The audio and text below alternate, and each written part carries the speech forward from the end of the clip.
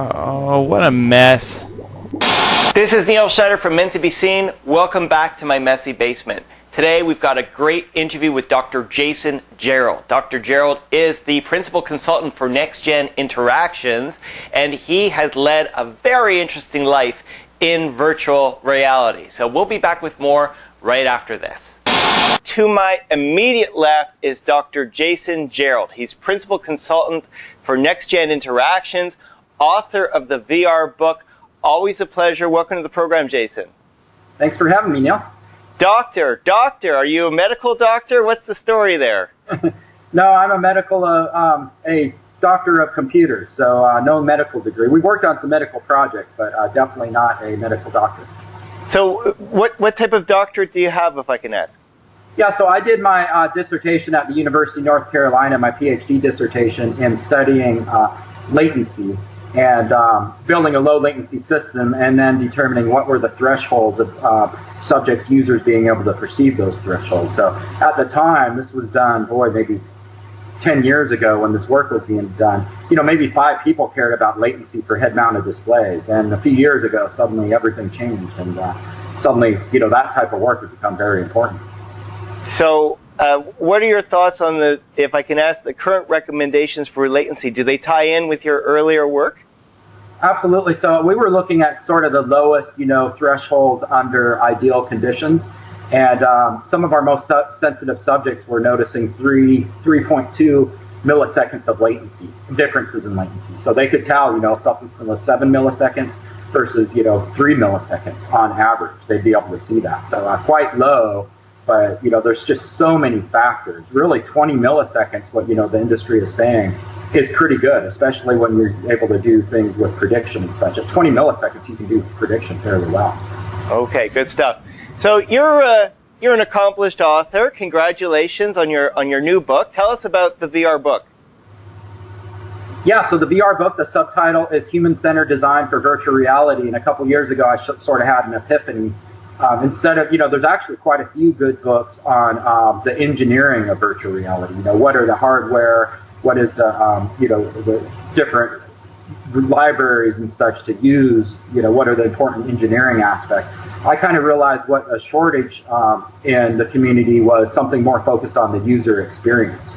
And so I got to work more on sort of the design element of virtual reality. So then 10 is the, is targeting a general audience of anyone creating VR experiences, not just engineers. So if I was to buy this book, what would I find in it? Why is this book important? Okay, so there's a little bit of history in there, but you could write an entire book just on the history of VR. So I was careful to make that short.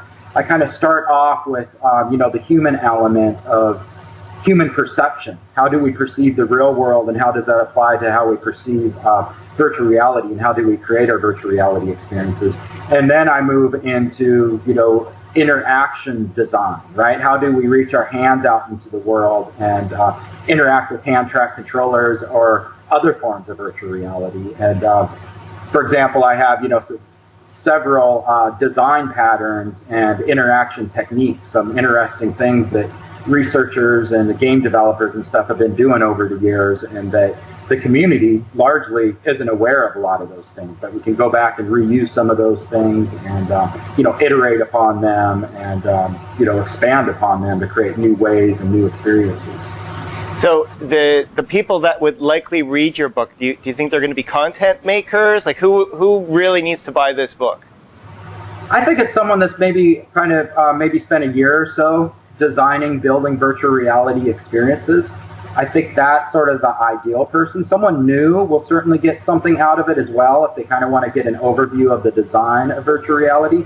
But you can read all you want about virtual reality, but unless you're actually experiencing it and actually creating it, the design is all theory, right? The practice and feedback from users, which I talk about in the book as well, iterating, evolving a product is absolutely essential. That sort of trumps any theory. So there are all kinds of guidelines out there. Valve has their set of guidelines. I'm sure Oculus has their set of guidelines. Sony has guidelines that I'm sure they're distributing to game developers.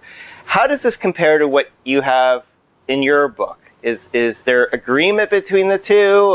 Are you seeing huge differences? Where are things at? Yeah, absolutely. So, there's some great guidelines out there by the leading companies. The Oculus guidelines and reducing sickness, for example, that's a really great reference. I highly recommend people look at that. And the book talks about, a lot of similar concepts. We go into a little bit more detail on sickness, the different theories and such, but very much in sync with those different guidelines. And I'd also say, there are some sort of universal requirements for VR, such as, low latency, high frame rate and such. But really, so much depends, beyond that, depends upon what you're trying to do, right? If you have, Vive controllers or, some sort of handheld track device, that's going to be very different, if you're doing immersive 360 film, for example. So the answer is just very much, it depends. What are the goals of your project? Who's your target audience? What are you trying to accomplish? And so what I have in the book, a lot of the guidelines, we provide guidelines, at the end of each section of the book, the high-level guidelines, and pointing back to the sections that it relates to in the previous chapters. And a lot of those guidelines, if you're trying to do this, then consider doing this. And so not absolute, but more suggestions. All right, excellent, excellent. So people, obviously we get a lot, even if these guidelines are out there by these individual companies, it sounds like people will get a lot of value out of your book. Yeah, absolutely. And there's a few chapters there on iterative design, right? No one knows all the answers. And, like I was saying, practice and feedback from user trumps theory. And so really, getting a good grasp on user feedback and iterating and evolving the design, it may end up very different than what you originally planned. So again, there's no absolute answers. So a lot of times the answer is, yeah, that sounds like a good idea. Let's try it. So Jason, you've got your PhD, you're an established virtual reality author, and you also run Nextgen Interactions, which, by the way, has a very cool history behind it. Can you tell us about some of the projects you've done? Yeah, so I've been working with virtual reality since the 90s, actually just over 20 years now, and I've counted over 60 VR projects. So I think really what that allows me to see is things from different perspectives, right? Instead of just, one type of technology, but really looking at, different ways of interacting with different goals, ranging from your research with academic institutions to Fortune 500 companies to startups. And so a few years ago, I was at Valve and decided to go off on my own and start my own company. I've always wanted to do that, but the timing wasn't right. The demand, if you weren't hidden away in a large company somewhere, it just wasn't feasible to do virtual reality. And so went off, started doing that, and then worked with some amazing companies since then. Well, let's rewind a little bit. Let's talk a little bit about Valve. I understand that you've got some history with Left 4 Dead, yes? Yeah, so I ported Left 4 Dead 2 to virtual reality. It was really, Valve was looking at augmented reality when we first got there, and so I was really the only person working on virtual reality before they transitioned to augmented reality. And one of the things I did was I ported Left 4 Dead 2 with, full position tracking with an older head-mounted display that was kind of state-of-the-art at the time.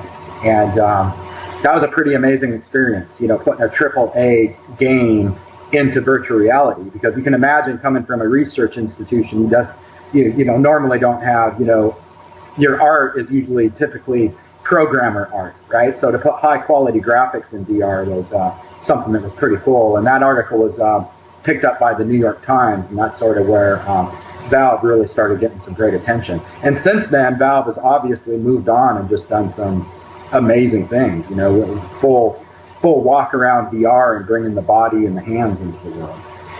Why was Left 4 Dead in VR done in the first place? I mean, and obviously VR wasn't being commercialized yet from a consumer angle. Why'd they do it? Oh, they were definitely, exploring at that stage. It was very early and, experimenting and kind of a proof of concept sort of thing.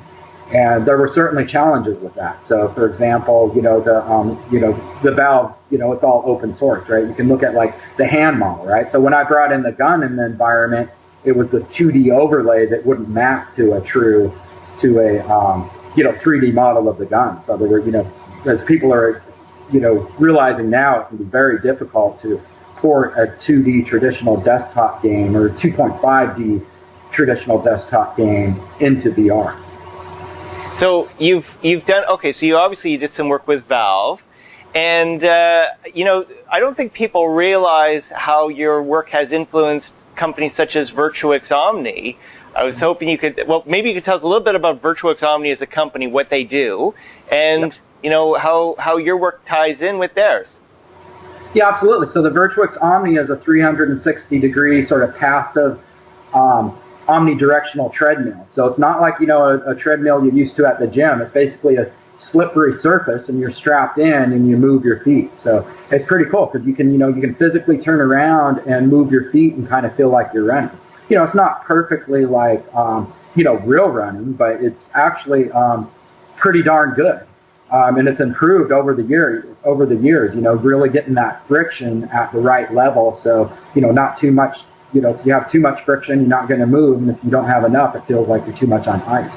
And so they've really kind of, found that sweet spot. And last time I tried it was at the Game Developer Conference. And, it's just improved so much over the last 2 or 3 years. So that's the hardware. Let's talk a little bit about the software. What's your connection with them?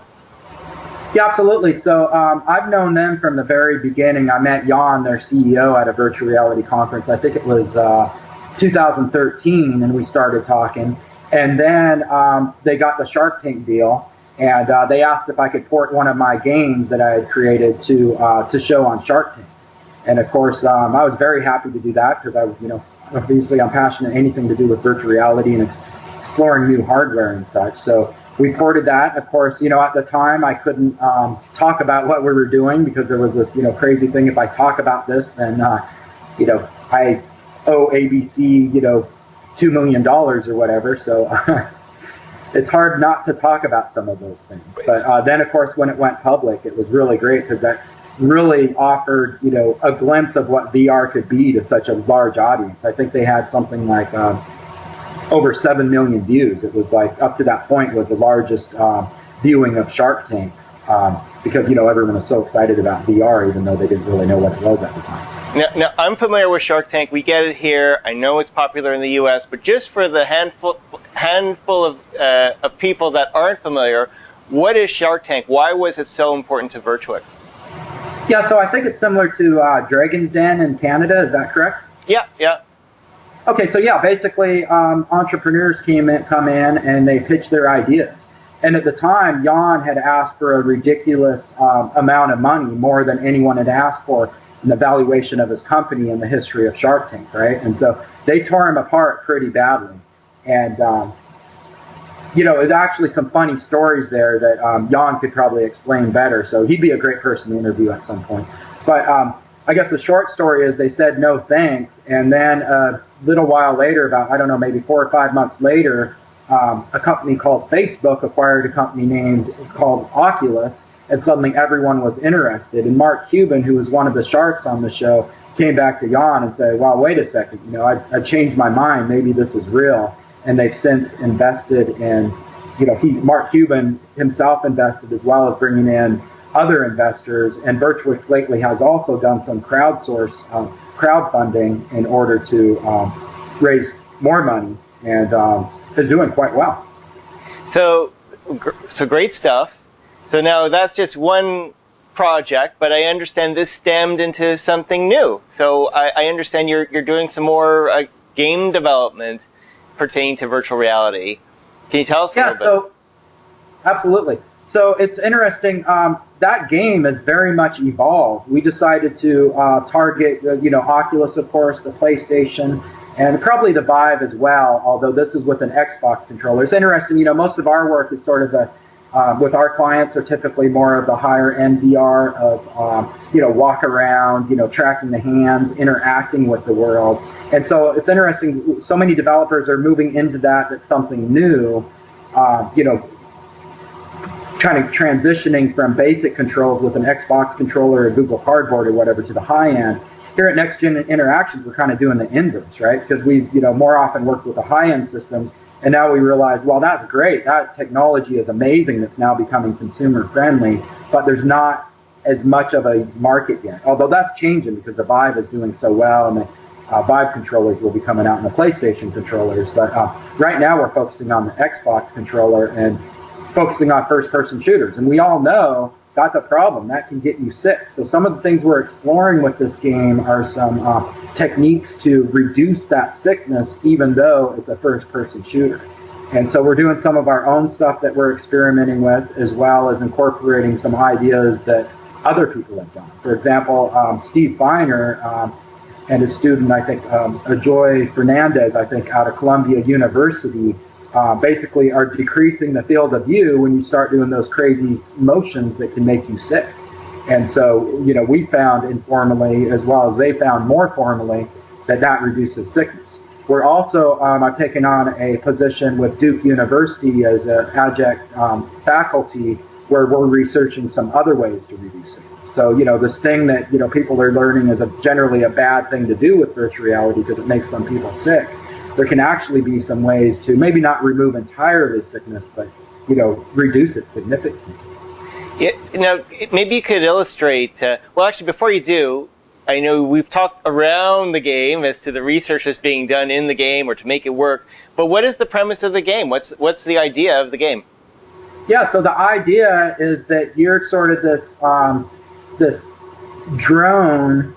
You take on the role of a robot drone that's transported to a nuclear facilities, and of course there's the bad guys there. There's the enemy robots with lasers, right? You got to have enemy robots with lasers, and they're protecting a nuclear bomb that's set to detonate, and you have to go get past the robots, get past the booby traps, all that, and defuse that bomb. And so originally, we had a body in there. You look down and you see your body, and based off feedback from a lot of users, there was sort of this disconnect between, my legs are moving in the virtual body, but I'm seated. This is designed to be a seated experience. So a lot of users said that didn't make sense. So what we ended up making it is that you're sort of this drone / pod sort of non-human body that acts as a solid reference frame, sort of like a game like Valkyrie. It makes you less sick because the cockpit is stable in the world. That's something called rest frames that has been, researchers have been looking at that. They know that reduces sickness for, a decade or two now. But, that's one of the ways we reduce sickness, right? And so you sort of take on this weird body, and then part of the story is, why do you have this weird bubble that, cracks when you're shot at, that surrounds you? Why do you have that? Well, we don't say, that protects you from simulator sickness. No, because that doesn't fit the story, right? So instead we say, there's a protective bubble that protects you from radiation sickness. But really it's protecting you from VR sickness. But in order to fit it with the game, we just call it something else. So just so I'm clear, by the way, very good stuff on the research. So just so I'm clear, the premise is there's a nuclear warhead that's going to be detonated by enemy robots, and they're sending one guy in to fix the problem. That's a lot of pressure, don't you think? Well, in single player mode, yes. But of course, we're going to have multiplayer, right? And, some people have been doing multiplayer, but surprisingly, there's not a lot out there. So we think, once you have multiple players in there, man, you talk about pressure. Especially when we move to, we're starting with collaborative of, work together, but suddenly when you're fighting the other guy, then, oh my God, in VR, that's going to be pretty intense. Well, really good stuff. Really exciting to see. Are we going to be seeing the game demonstrated anytime soon? How far along are you? Yeah, so we've been demonstrating it at conferences and such, primarily to get feedback, right? So we have surveys of, and give different conditions to try to, figure out what works better as far as reducing sickness. But yeah, we're really kind of full in development now, that we don't have any plans to show it at conferences now, just because we kind of got our heads down, getting to work, shooting for the the Sony launch in October, but it's going to be pretty tight. So we're primarily focusing on that. We are, I mentioned working with Duke University, they're going to be running a formal user study to, have solid data as far as figuring out what reduces sickness the most. So if you're in the Raleigh-Durham area, then for sure, reach out to me and we'll get you involved to be a part of that study. Now, actually, you know what? Reach out to me. Anyone that's listening, reach out to me, and I'll provide. If you have a RIF, that's what we currently support. Then I'll send you a build. We'd love to get your feedback. All right, so a build, not a bill. I heard a bill. If you want to send the bill too, maybe you never know. You never know. We're open to donations. One question I have for you consistently through this interview, I know you've been talking about your book, you've been talking about the content you've been developing and the previous work, and I consistently hear a concern about motion sickness or VR sickness.